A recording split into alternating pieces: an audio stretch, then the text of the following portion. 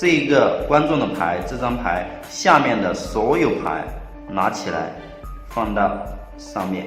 所以这个时候他的牌就有顶牌，就切到了底牌的位置。好，让我们隐秘的来做一次，比如说观众的牌方片的8，好，轻轻的切一下牌，然后拿好，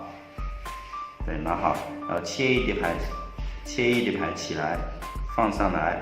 然后把方片8下面的所有牌拿走。